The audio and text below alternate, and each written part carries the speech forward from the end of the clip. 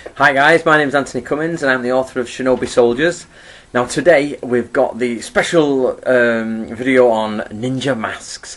Now come on, all yours who are watching it know full well that you get excited when Ninja Mask comes on and it's a cool, non-bought off the shelf one from a film, and we all do. Now, I started getting confused because of all the research we're doing. I wanted to know more about the Ninja Mask itself, so I decided to look into it.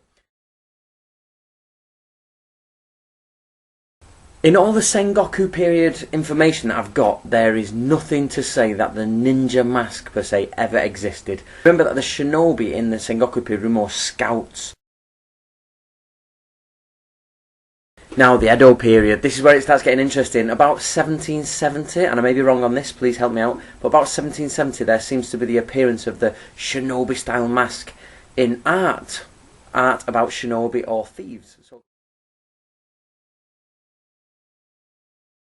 What do the manuals tell us about ninja masks? Well, the manuals don't actually say anything about ninja masks, but what they do say is about the Tenugui, which is a 3-foot cloth. Now, we all know the Tenugui and connected to the shinobi is well known. We all know about the cloth. It's in Dr. Hatsumi's books, that type of thing. Now, but what do the other manuals say about this cloth? This is where me and Yoshi had lots of problem with the translation. For example, there's this.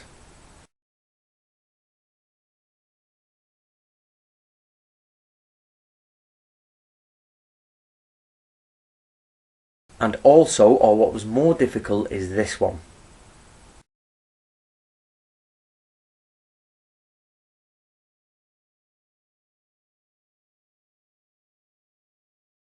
The translation said you should cover the cheeks and head. Oh, it says to cover the head or to cover the cheeks.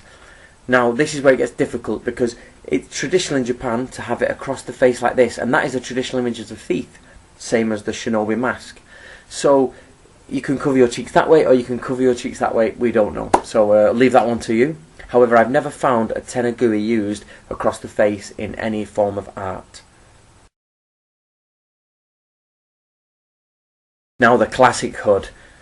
Before we go into this, you need to know this next bit.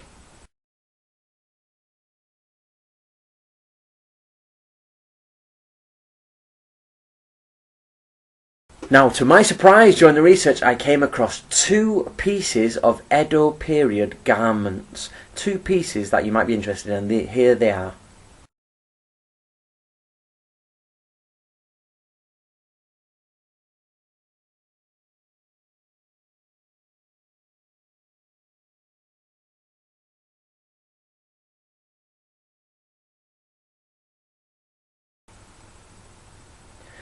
Now you've had a look at them.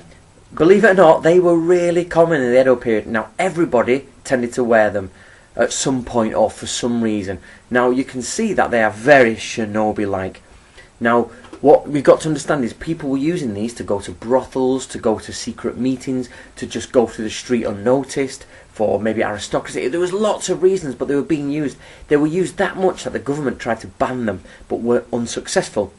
So we know that people really did use them. So if you wanted to hide your face, you would use one of those. Now, what you've got to realise is that all the pictures of the shinobi that you come across, and some are shinobi, it actually says shinobi, and some are thieves, and some are just as criminals. So it depends on each picture what they look like ninja. Are they meant to be ninja or not?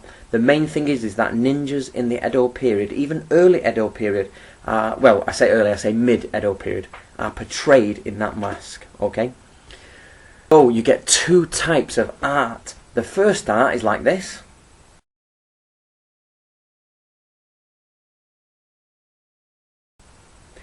And this is to do with kabuki, that type of thing. Really flamboyant, lots of big costume, big makeup, and you get ninjas who usually have scrolls and they've got Kuji Kiri going on, and Kuji In, and they're going on with smoke and rats, and that's very theatre driven.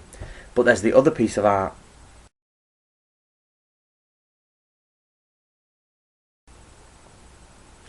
Now this art is much more realistic. Even though it's still told through stories, it tries to give a more, as you can see, a more realistic approach. Or we can take from it that's a more contemporary understanding of the world that was around them. So for example, when the Renaissance painters painted classical pieces like Rome, Greece. They painted it in Renaissance armour, even though Greek and Roman armour was nothing like that.